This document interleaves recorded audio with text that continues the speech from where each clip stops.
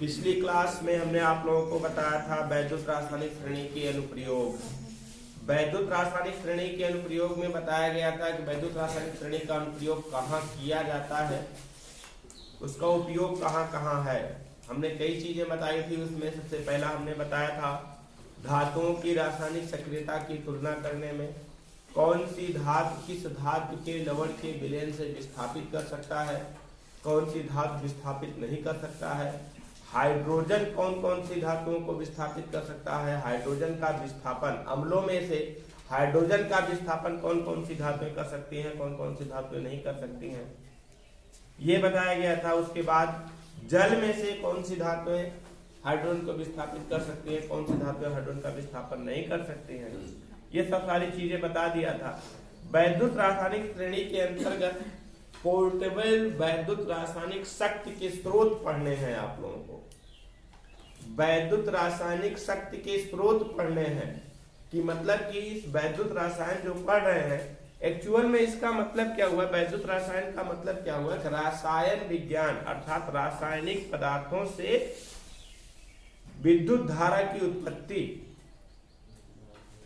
रासायन विज्ञान तथा रासायनिक तत्वों से अर्थात रासायनिक पदार्थों से वैद्युत धारा की उत्पत्ति।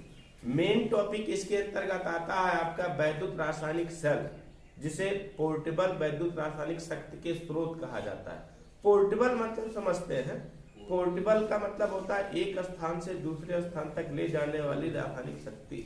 मतलब कि जहां पर विद्युत नहीं पहुंच सकती है बाई वायर द्वारा, तार द्वारा, वहां पर रासायनिक पदार्थों के द्वारा विद्युत की उत्पत्ति की जा सकती है। जैसे सेल, टार्च की सेल, छोटे छोटे काम करने के लिए, लाइट जलाने के लिए सेल का प्रयोग। तो वो सेल क्या कर सकते हैं, सेल को हम एक स्थान से दूसरे स्थान तक ले जा सकते हैं अपने उपयोग अनुसार। तो पोर्टेबल है, रासायनिक पदार्थों के द्वारा उत्पादित किया जा रहा है क्या, वैद्युत, और वैद्युत का उपयोग किया जा रहा है क्या करने के लिए, टार्च को जलाने के लिए। तो एक स्थान से दूसरे स्थान तक ले जाया जा रहा है कि नहीं ले जाएगा, तो पोर्टेबल है वो, है ना। तो पढ़ना है आज आप लोगों को पोर्टेबल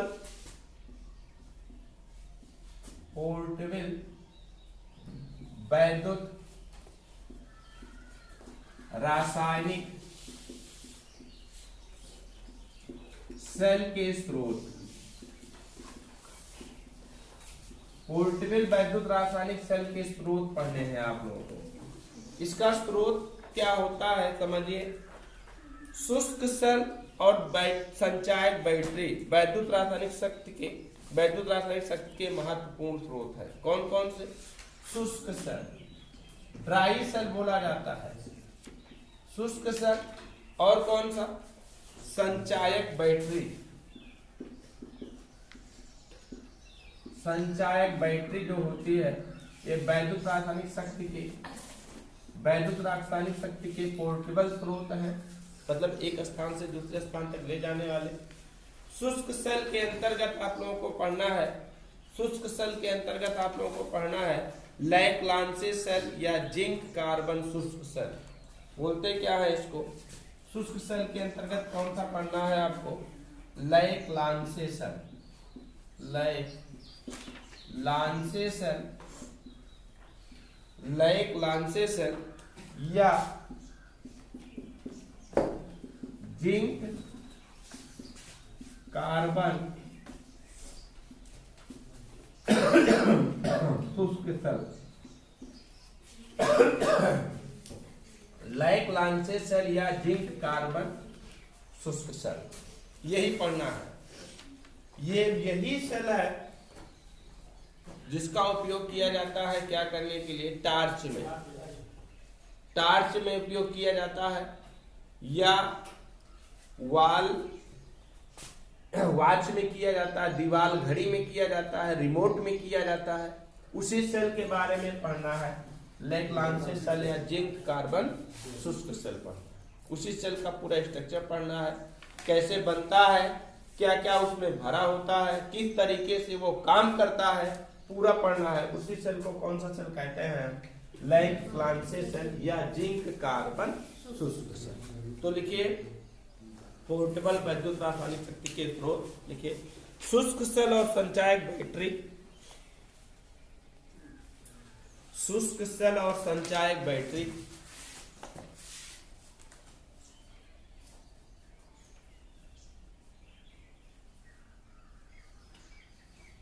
वैद्युत रासायनिक शक्ति के महत्वपूर्ण स्रोत हैं।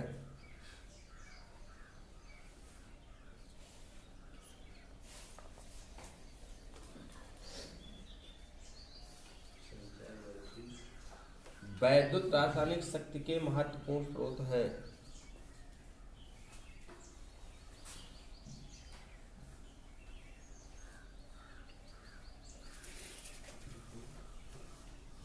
अब हेडिंग बनाइएगा शुष्क सेल।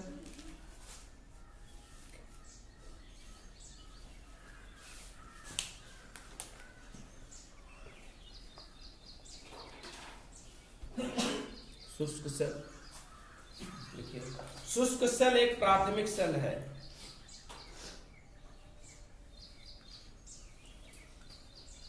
देखिए बेटा, सेल के बारे में हमने बताया था आप लोगों को, सेल को दो भागों में विभाजित किया जा सकता है, प्राइमरी सेल और सेकेंडरी सेल।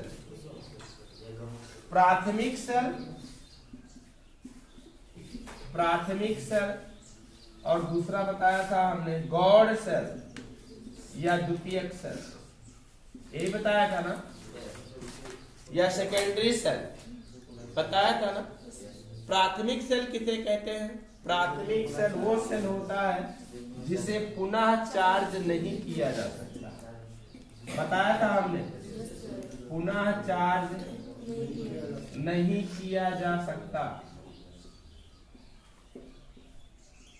जबकि गॉड सेल या सेकेंडरी सेल एक ऐसा सेल है जिसे विपरीत दिशा में विद्युत धारा प्रवाहित करके, विपरीत दिशा में वैद्युत धारा प्रवाहित करके,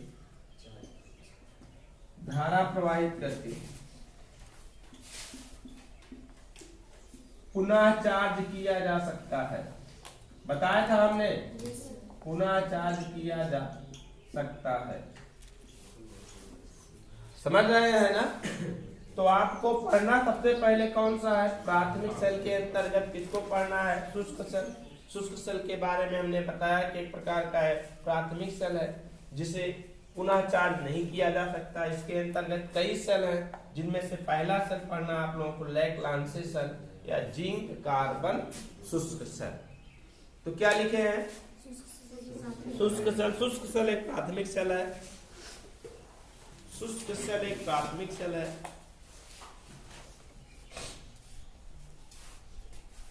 जिसे पुनः चार्ज नहीं किया जा सकता।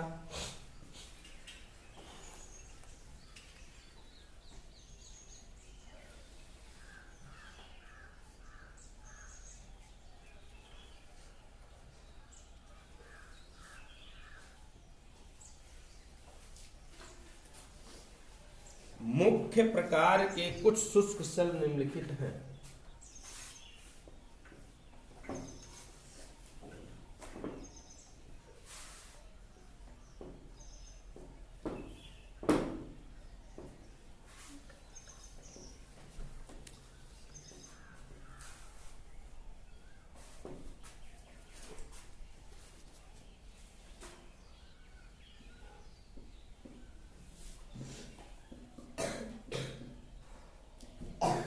कौन सा है? लैंक्लांसे सेल या जिंक कार्बन शुष्क सेल।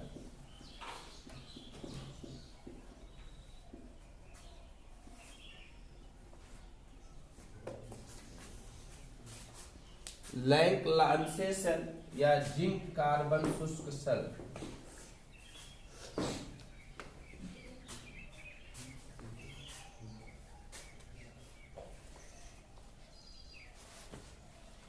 देखिए बेटा, लैंक्लांसे सेल या जिंक कार्बन शुष्क सेल एक सरल सेल है, कॉम्प्लेक्स नहीं है, बहुत सरल सेल है जिसका उपयोग कहाँ किया जाता है? टार्च में, रेडियो में, घड़ी में, रिमोट में, इन सब जगह इसका उपयोग किया जाता है। इसमें एक जिंक की कैन होती है। कैन का मतलब कह सकते हैं पात्र। एक जिंक का पात्र होता है। बनाइएगा, हमारे साथ हेडिंग बनाइएगा पहले। लैक लांसी सेल या जिंक कार्बन शुष्क सेल। शुष्क सेल के अंतर्गत पहला सेल लैक लांसी सेल या जिंक कार्बन शुष्क सेल। इस सेल को बना लीजिए, हम बना रहे हैं। और अभी हम तुरंत इसके बारे में विधिवत समझा देते हैं आप लोगों को।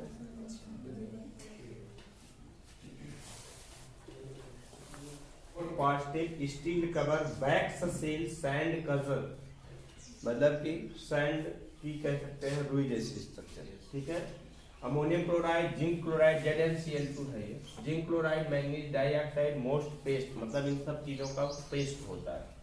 कार्बन कैथोड, पोरस सेपरेटर, और zinc can anode, zinc can base. Base मतलब यहाँ पर आधार है।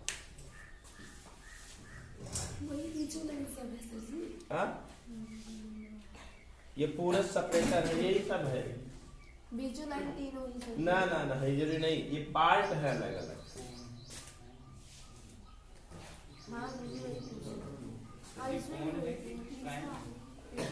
Zinc can anode.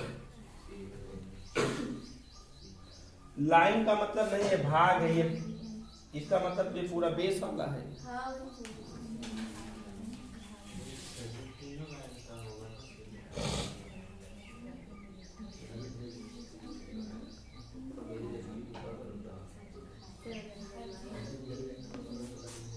बनाइए। सेल या जिंक कार्बन शुष्क सेल, लैक लांसी सेल बोला जाता है, या इसे कहते हैं क्या, जिंक कार्बन शुष्क सेल। जिंक कार्बन शुष्क सेल में क्या होता है, जिंक की एक कैन होती है। ये जो कैन बना हुआ है किसका बना हुआ है, जिंक का एक कैन बना हुआ है, जो कि काम करता है किसका, एनोड का। एनोड का मतलब सेल में एनोड ध्रुव ऋण ध्रुव होता है। कौन सा ध्रुव होता है, ऋण ध्रुव होता है। एनोड का कार्य करता है, इसमें डूबी रहती है, डूबी रहती है क्या, कार्बन की एक क्षण डूबी रहती है, जो किसका कार्य करता है, कैथोड का।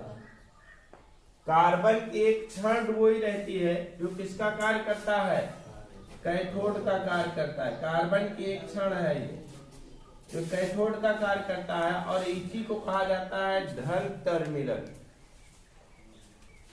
पॉजिटिव पोल धन टर्मिनल कहते हैं। और इस कैन में भरा होता है किसका किसका, अमोनियम क्लोराइड, जिंक क्लोराइड और मैंगनीज डाइऑक्साइड का नम सॉल्यूशन। नम सॉल्यूशन पूरा एकदम पूर्ण रूप से ये पेस्ट होता है। क्या होता है, अमोनियम क्लोराइड, जिंक क्लोराइड और मैंगनीज डाइऑक्साइड का नम सॉल्यूशन भरा होता है। अब इसको सील कर देते हैं। पहले सैंड डालते हैं, उसके बाद वैक्स सील लगाते हैं।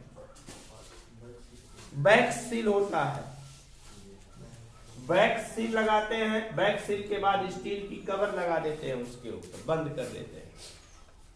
समझ पा रहे हैं ना। यहां पर विशेष ध्यान दीजिएगा कि क्या क्या होता है। जिंक की कैन, जिंक की कैन के भीतर भरा होता है ammonium chloride, zinc chloride, manganese dioxide का पेस्ट भरा होता है। इसके बीच में डुबोई रहती है क्या, कार्बन कैथोड की क्षण डुबोई रहती है। कार्बन की क्षण डुबोई रहती है, जो कि कैथोड का कार्य करती है, जिसे धन टर्मिनल कहते हैं। और ये जिंक की कैन का बेस जो होता है एनोड का कार्य करता है, जिसे ऋण टर्मिनल कहते हैं। और इसको सील कर देते हैं किसके द्वारा, सैंड के द्वारा, वैक्स सील के द्वारा और स्टील कवर के द्वारा। इसे क्या करते हैं, हम सील कर देते हैं। समझ पा रहे हैं ना। वैक्स सील चपड़ा सील होता है, ब्लैक रंग का, इसको यहीं पर लगा देते हैं, चपड़ा बोला जाता है ना। अब देखिए इस पर अभिक्रिया कैसे होती है, किस तरीके से अभिक्रिया करता है। देखिए जिंक पर इलेक्ट्रॉन त्यागा जाएगा, जिंक के द्वारा क्या किया जाएगा, इलेक्ट्रॉन त्यागा जाएगा। अब जिंक के द्वारा इलेक्ट्रॉन त्यागा जाएगा जिसके कारण क्या होगा, जिंक के द्वारा इलेक्ट्रॉन त्यागा जाएगा जिसके कारण क्या होगा, ऑक्सीकरण की प्रक्रिया होगी। इलेक्ट्रॉन पहुंच जाएगा कहां पर, कैथोड पर। कैथोड पर पहुंच करके पहुंच जाएगा परिपथ में, वैद्युत परिपथ में। वैद्युत परिपथ का मतलब जब इसको हम जोड़ते हैं वायर से, वैद्युत परिपथ में पहुंच जाएगा। वैद्युत परिपथ में पहुंच करके पुनः घूम करके कहां आ जाएगा, एनोड पर। और एनोड पर आने के बाद पुनः, क्योंकि ये क्या है, पेस्ट है, नम सॉल्यूशन है, पुनः इस तरीके से कार्बन कैथोड पर पहुंच जाएगा। और यह प्रक्रिया लगातार चलती रहेगी और सेल जो है काम करता रहेगा। यह सेल डिस्ट्रॉय भी होता है, मतलब कह सकते हैं इसकी शक्ति धीरे धीरे कम भी हो जाती है। क्यों कम होती है, क्योंकि यहाँ पर अमोनियम क्लोराइड का विलयन धीरे धीरे क्या होता रहता है, कम होता रहता है। और जैसे इसका अमोनियम क्लोराइड का विलयन, अमोनियम क्लोराइड का मोस्ट पेस्ट जो होता है, ये कम होता जाता है, इसकी शक्ति कम होती जाती है। वास्तव में इस कितने वाट का होता है, कितने वोल्ट का होता है, 1.5 का होता है। कितने का, 1.5। तो लिखिए इसी के बाद लेक्लांचे सेल या जिंक कार्बन शुष्क सेल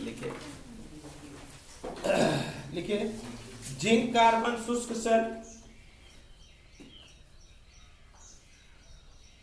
इसको बना लिए है ना, जिंक कार्बन शुष्क सेल साधारण शुष्क सेल है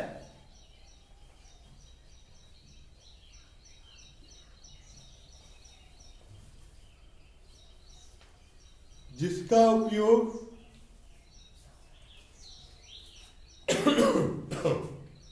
पोर्टेबल रेडियो,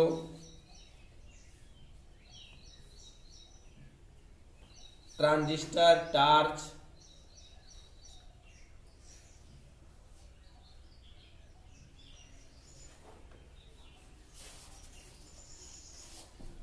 आदि में किया जाता है।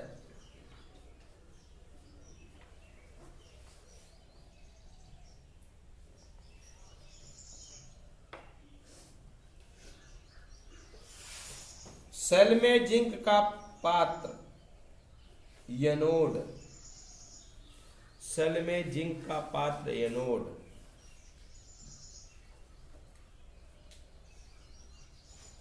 ऋण इलेक्ट्रोड,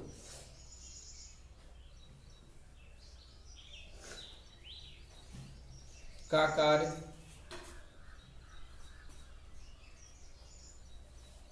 और जिंक पात्र में रखी हुई ग्रेफाइट की छड़, जिंक पात्र में रखी हुई ग्रेफाइट की छड़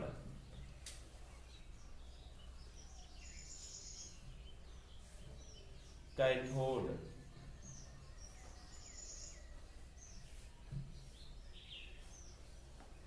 धन इलेक्ट्रोड का कार्य करती है।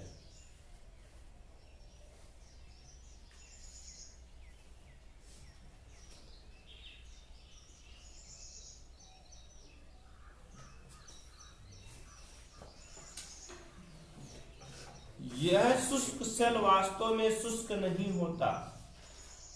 शुष्क का मतलब ड्राई होता है ना, लेकिन ड्राई नहीं होता, सूखा नहीं होता है।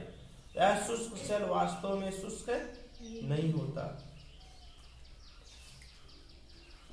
पात्र में अमोनियम क्लोराइड, पात्र में अमोनियम क्लोराइड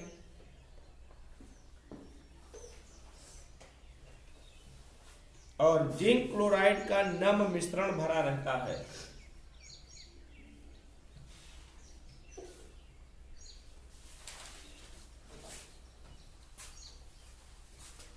जो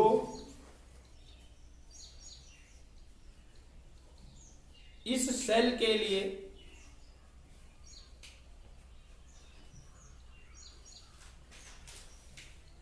वैद्युत अपघट्य का कार्य करता है।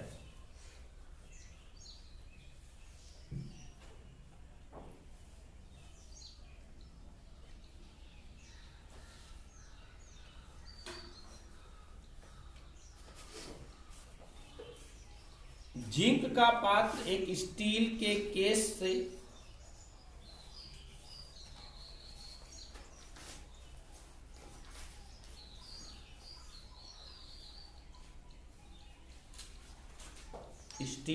केस से सील बंद रहता है।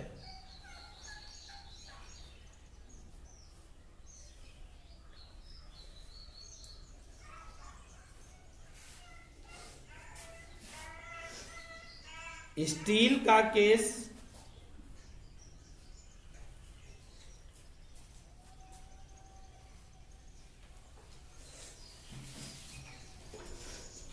जिंक पात्र के संपर्क में रहता है।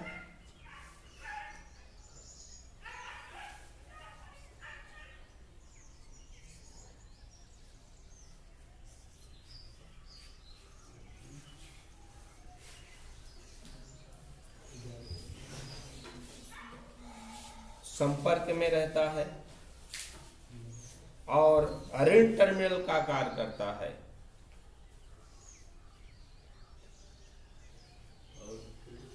ऋण टर्मिनल का कार्य करता है।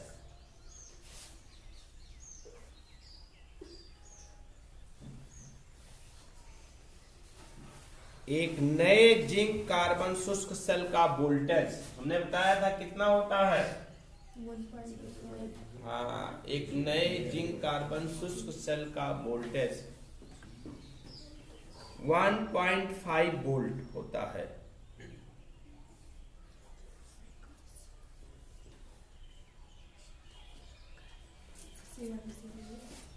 वोल्टेज एक जिंक कार्बन शुष्क सेल का वोल्टेज 1.5 वोल्ट होता है।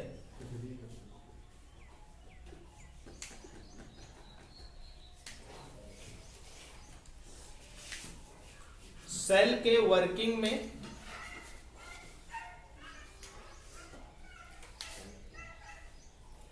सेल के कार्य करने पर जिंक पात्र एनोड पर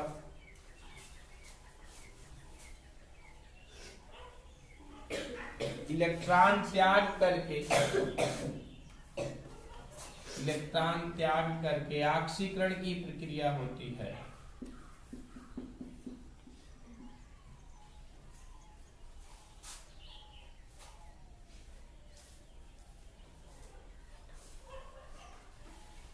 देखिए बेटा, एनोड पर क्या होता है, इलेक्ट्रॉन त्यागा जाता है। इलेक्ट्रॉन त्यागा जाएगा, ऑक्सीकरण की प्रक्रिया होगी, त्यागने के बाद ये पहुंच जाएगा किस पर, कैथोड पर, और फिर बाह्य परिपथ द्वारा फिर से एनोड पर आ जाएगा, है ना। यह सेल, इस सेल की शक्ति धीरे धीरे क्या होती है, कम होती रहती है। क्यों कम होती है? क्योंकि धीरे धीरे अमोनियम क्लोराइड का विलयन इसमें से समाप्त होने लगता है। नई लाइन से लिखिए, जिंक कार्बन शुष्क सेल का वोल्टेज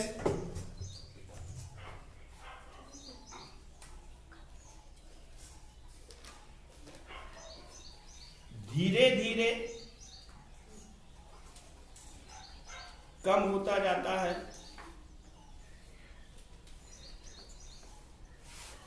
क्योंकि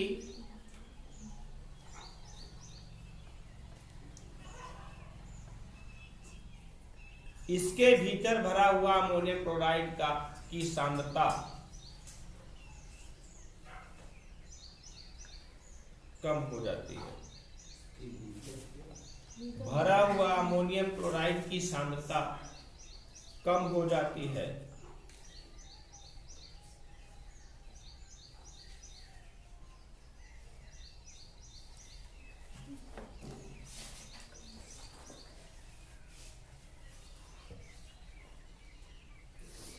अमोनियम क्लोराइड की सांद्रता समाप्त होने पर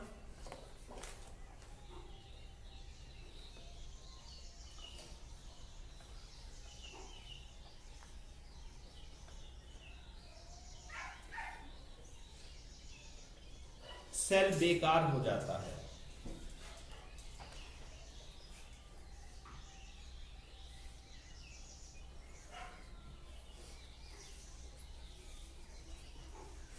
और इसे पुनः चार्ज नहीं किया जा सकता है।